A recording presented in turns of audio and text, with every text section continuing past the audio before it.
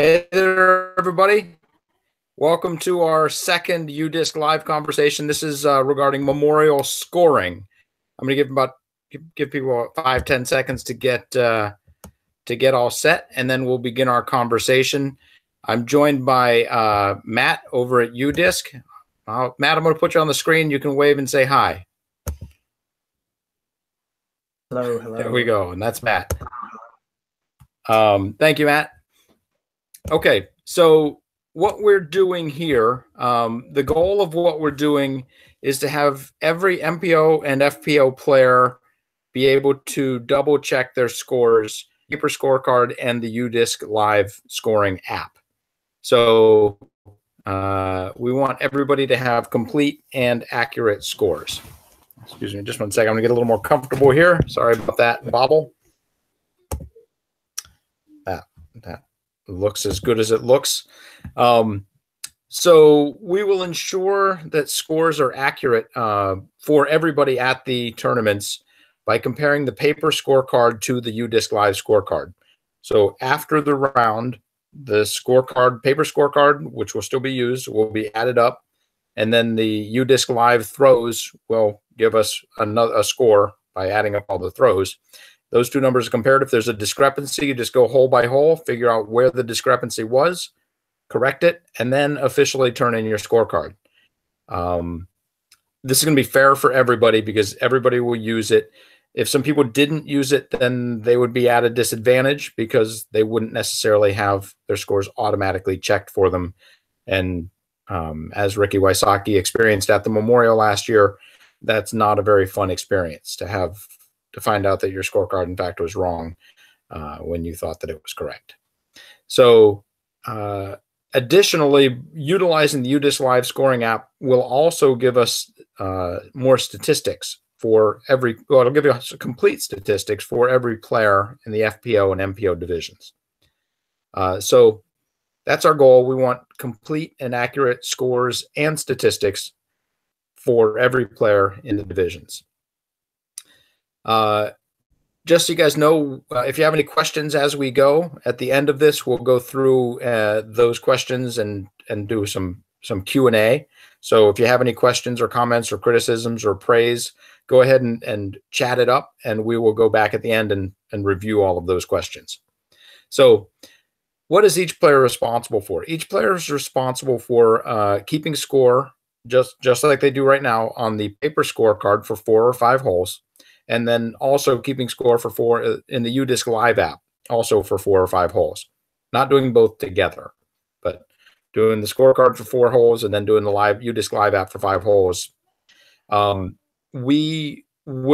Pro Tour, I should go ahead and clarify also, and all of this, just like currently happens, all of this happens on the next tee. Nothing happens while you're playing the hole. You don't keep track.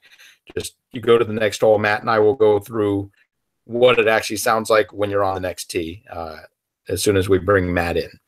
So also a couple of things to be aware of. The Pro Tour will be providing phones to every card that are preloaded with the UDisc app. You'll punch in a code, and then you are off and running. Players may bring, we even recommend that players bring a caddy or a scoring friend. If you've got a local friend who wants to come out and walk around with you, they can keep score for you, they can caddy for you, and they can make your whole life easier. They can even bring a candy bar. We also encourage players to download the UDisc Live app prior to the event and test it out a little bit. The UDisc Live app is the orange square with a white U in it, and that is UDisc Live. That is the app that we will be using. When you're in there, you can use code 123 to make a test card, and Matt will demonstrate that in just a minute. And then a couple of thank yous that we give you. Players will receive a free year. All players in the MPO and FPO divisions on the Pro Tour this year will receive a free year of the UDisc Pro app. So that's a coupon code that they will be giving us to give to you. And then you go and plug it in and you get UDisc Pro, which keeps track of a whole bunch of stuff in the cloud and is a super good way to keep track of your own stats and scores. And then Additionally, we will have a UDisc scoring assistant on the tee of hole 2 at the memorial, which is where you will keep score for the first hole. And that assistant will actually be Matt as well. And he will be there to make sure that everybody understands what they're doing and how to keep score in the UDisc scoring app. And with that, I'm going to turn it over to Matt so that Matt can demonstrate how we keep score in the UDisc scoring app. He'll pull it up. He'll do the first guy or two, and then he'll have me read off some scores as if I was a player, and we can just show the interaction that people would have on the tee. And with that, I turn it over to you, Matt. Hey, everybody. Thanks for tuning in. So like Steve said, I'll be at the memorial to help people out if they have any questions. So if you see me, feel free to stop by and ask anything. So the first thing I want to say is that one of the reasons we're doing this is because having volunteers keep score works really well. But you're the best person that's going to know if your putt was in circle 1 or in circle 2, or if you hit the fairway, and things like that. So you're going to end up having more accurate stats doing it yourselves. That's kind of the first point I want to make. And then we can get right into a demo here. Like Steve said, if you want to try this out yourself, go download the UDisc Live app. You can find that in your app store for Android or iPhone, and then just use code 123. So hopefully you can see my screen now. When you download and install the UDisc Live app and open it up, first it's going to ask you to put in your name and an email. That's just so when people are scoring, we know who's keeping score. And after that, you will get to this screen. You can just type in code 123, load scorecard. And this is a fake training scorecard that I made for everybody to try out. So obviously these players are not real, but we're gonna do the best we can here with what we have. So once you're in here, click begin scorecard.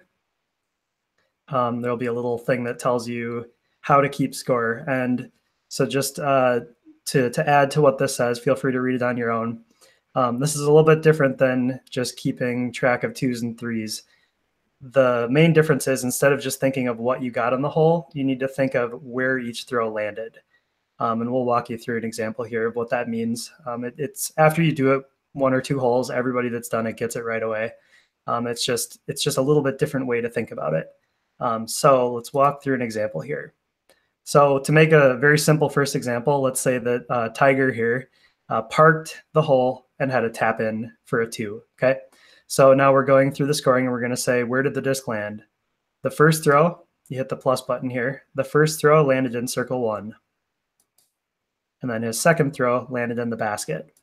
So we'll hit in the basket. And then since it was a tap in, it's just giving us 3 kind of putt ranges. It was a tap in, so it's 0 to 11 feet. Now let's try a slightly more complicated example. Let's say that Yoshi here, he went out of bounds on his first shot. So we're going to select OB. And this is the one exception here where you actually have to tell it where the drop zone was, just so we know if you made a putt or not. So you hit this penalty drop zone, and then let's say in this hole, the drop zone was in the fairway. So we're going to select fairway. Let's say after that, he parks a shot. So he lands in circle 1. And then the next shot, he taps in for a 4. And then Steve, do you want to do a back and forth example? Yeah, absolutely. So my name is Luigi, and on the first hole, I did an OB. And then I went to the drop zone, which I guess is in the fairway. And then I did circle 2. And then I did circle 1. And then I hit it in the basket. It was about a 20-foot putt. Okay. And then Mario, maybe. So for Mario, let's do this little Mario. Okay. Mario actually did pretty well. He went circle 1, and he missed the putt and went circle 1 again, and then he hit his 5-foot tap in. Yeah, and that's a good point. One of the things that's maybe a little counterintuitive sometimes, if you miss a putt in circle 1, you have to think of entering circle 1 twice. So let's just look at that again really quick, because that's one of the things that I've seen people get a little confused on. So like we said, Mario's first shot, he would hit a great drive. He was 20, 30 feet away in the circle. So we hit circle 1. he missed his putt, so his second shot landed in circle 1 again, and then his third shot landed in the basket. Hopefully none of you are missing your circle 1 putts, so you'll never have to do that, but just in case, that's how it would work. And then after you're finished entering the scores for all the players on your card, you're going to see this blue banner at the top that says all players complete. And then to go to the next hole, you just swipe. Or if you want to, you can click on these little numbers along the bottom. And that will get you to the next hole. One thing to point out, if you forget to hole somebody out, so first of all, when you do hole somebody out, you see this little basket symbol. You can't hit a plus button anymore, so you can't add more strokes. If you forget to hole somebody out and you swipe to the next hole, you're going to see this big red banner at the top. If you ever see that, it tells you what to do. It says scores are missing, swipe back to fix. So we'll go back, say, oops, we forgot to hole out Mario, put him in the basket, go forward, and we are good to go. That's kind of the basics of this. The main thing is just to think in terms of where did your throw land. We've seen this is actually quite helpful because you could have a situation where you have a tough hole or you hit a tree right off the tee or something like that, and you forget about that first throw. And we've all done that where you get to the end and you think you got a 4, but you actually got a 5, and it takes you a minute to remember that. But when you're thinking in terms of where did every throw land, and you're going through this, you might say, oh yeah, that's right. That first tree, that first throw cranked a tree and went off the fairway. So I went off the fairway, and then I recovered, got back on the fairway. My next throw, I parked it, and then I put it in the basket for a tap in or whatever it ends up being. And then one other thing quickly to point out, if you ever are in a situation where you see this is because your previous throw, you didn't put it in circle 1 or circle 2. So if you had a throw in from 150 feet or something, it's going to ask you to estimate the distance of your throw in. If you see this and you didn't have a throw in, that likely means that you selected the previous zone incorrectly. So you just want to hit the cancel button, subtract whatever you did wrong, and then re-add it again. So maybe you meant that you were in the fairway and then your second shot landed in the circle and your third shot landed in the basket for a 20-foot putt or something like that. So that kind of walks you through what's happening. The main thing is just to think in terms of where every throw landed instead of just I got a 3 or I got a 2. In general, it'll end up being very quick because you guys are really good and you're only going to be getting 2s and 3s. So you won't have to do a whole lot. Thank you, Matt. Yeah, I think everybody's going to be getting 2s and 3s, especially using the app. We have no reason to record more throws than 2 or 3. Seriously, though, there are many advantages to using this, and I sincerely thank Matt and Josh for their strong efforts back in 2016 to get this going at all for the first season. And 2017, we did a really good job of working out a lot more kinks. One thing that came with having so many more events is that we were not able to get as many staff at all of the events to collect all these scores in the UDisc app, and therefore we didn't have all the stats for everybody. So some of the advantages are, number one, everybody's going to be able to double check their scores by comparing the paper scorecard with the UDisc Live app. Any discrepancies will be found before scores are turned in, which will be great, saving everybody 2 to 4 strokes at a time. The fact that everybody's doing it makes it a fair playing field for everybody as well. Additionally, as Matt touched on, the accuracy of the stats will be improved. When you're entering the stats, you know that you were in circle 1 or circle 2. You know that your putt was 20 or 30 feet, and you won't have to have somebody asking you, was that a circle 2 putt or was that a circle 1 putt, or was your drive in the fairway or not? You would be the person making that call. So the accuracy of the stats will automatically be improved just by the fact that the players themselves are putting the stats in. The third big advantage is, in addition to having stats for each player that the media can use and that players can use to analyze themselves and that fans can use to argue about who the best putter on tour is, the additional thing is the designers of the courses will be able to look at the stats and figure out, oh, this hole works really well for the players. It's challenging to get in circle 1, and they can get into circle 2 pretty easily, and that causes them, if they want to if they want to challenge the players, or they can either challenge their putt by making it tough to get inside circle one, or they can challenge their drive by saying if they want to get inside circle one, they have to be aggressive. So we'll have a lot more statistics to analyze so that we can improve the courses. Tomorrow, I will send out an email to everybody with all of these points and with a link to these 2 videos. So if you missed it, you can go online and watch it. If it's tomorrow and you're watching it, hello. Anyway, and at the bottom of the email will be some video tutorials in addition to these. Fast scoring mode, how to call out your score. For example, circle 2, circle 1, 20-foot putt. Fast scoring mode, keeping score after the hole. You don't keep score during the hole. You keep score on the tee after the hole, just like we've always done. Scoring instructions, if you have a friend keeping score for you. We have a video that shows how they would keep score. They can do it either way, on the tee or during the hole. And then we also have a couple of articles that talk about the goals of 2018 scoring and the shortcomings of 2017 scoring. So that's it. I'm gonna flip over to the YouTube page and see if there's any questions. What stats do you want to emphasize during the live broadcasts? That's a great question. When somebody is on the fairway, we'll emphasize their fairway percentage hits. When somebody's on the tee, when someone's on the tee, we'll talk about their fairway hits. When someone's in circle 2, we'd show their circle 2 putting percentage.